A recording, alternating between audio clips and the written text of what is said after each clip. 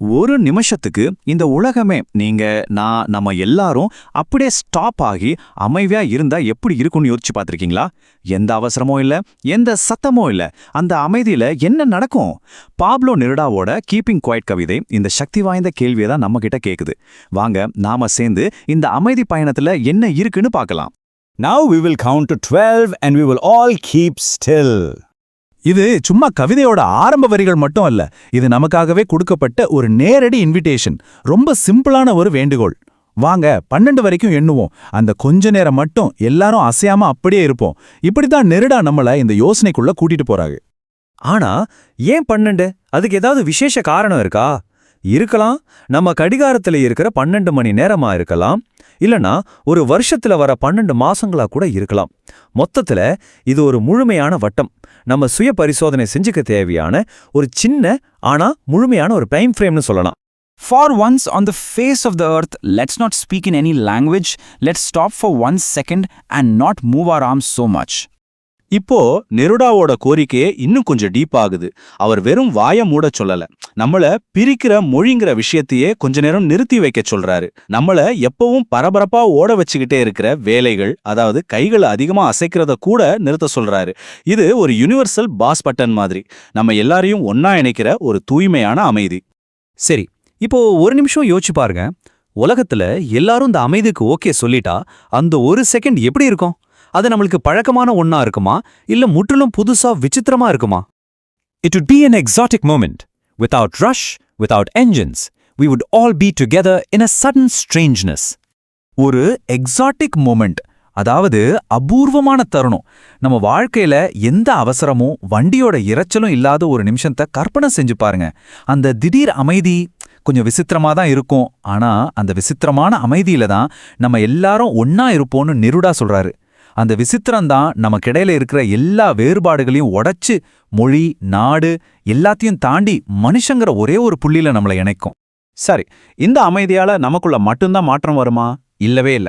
இந்த சின்ன அமைதி இந்த உலகம் இயங்குற விதத்தையே மாத்தக்கூடிய சக்தி வாய்ந்தது. குறிப்பா மனுஷனுக்கும் இயற்கைக்கு நடுல இருக்கிற உறவை இது எப்படி மாத்தும்னு இப்ப பார்க்கலாம். Fishermen in the cold sea would not harm whales, and the man gathering salt would look at his hurt hands. இந்த 2 வரிகள்ல 2 அற்புதமான விஷயம் ஒரே நேரத்துல நடக்குது. ஒன்னு வெளி உலகத்துல நடக்கிறது. மீனவர்கள் திமிங்கலங்களை வேட்டையாடுறத நிறுத்துவாங்க.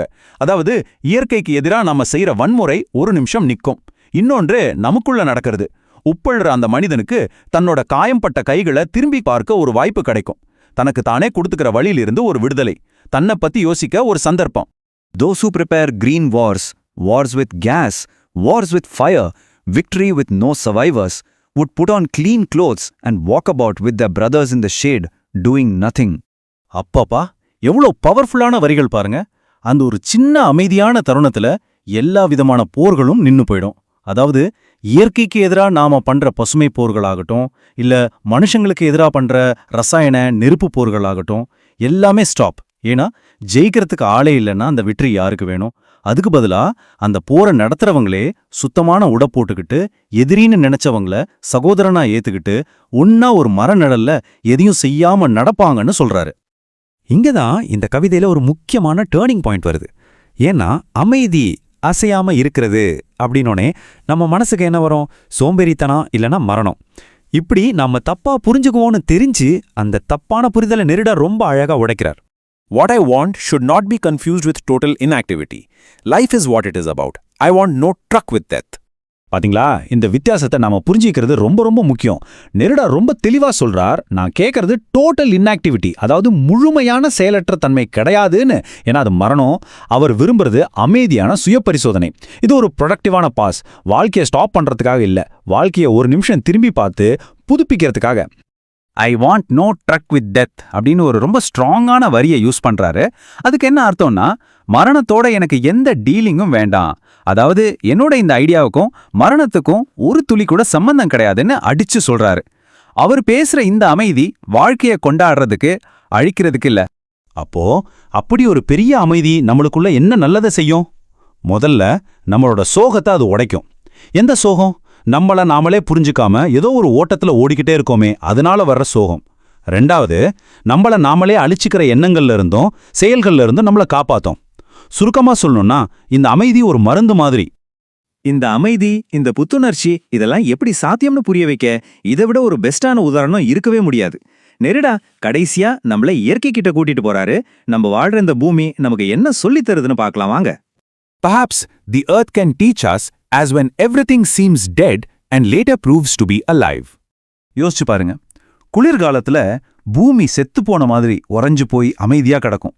ஆனா அந்த அமைதிக்கு அடியில தான் அடுத்த வசந்த காலத்துக்கான உயிர் துடிச்சுக்கிட்டு இருக்கும். விதைகள் முளைக்க ரெடியாயிட்டு இருக்கும். அதே மாதிரி தான் நம்மளோட சுய பரிசோதனையும்.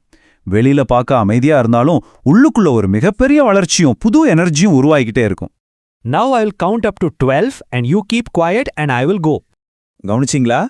கவிதையோட ஆரம்பத்துல நாம எல்லாரும் சேர்ந்து 12 வரைக்கும் எண்ணுவோன்னு சொன்னார். ஆனா இப்போ கடைசியில நான் என்ற நீங்க அமைதியா இருங்க, நான் போறேன்னு சொல்றாரு. அதாவது இந்த அமைதிக்கான விதைய நம்ம மனசுல விதைச்சிட்டு அந்த பயணத்தை நாமளே தொடரணும்னு பொறுப்பை நம்ம கிட்ட விட்டுட்டு போறாரு. இப்போ கேள்வி உங்ககிட்ட தான். வெளியில தெரியிற இந்த அமைதிக்கு கீழே உங்க வாழ்க்கையில என்ன புதையல் ஒளிஞ்சிருக்குன்னு நினைக்கிறீங்க?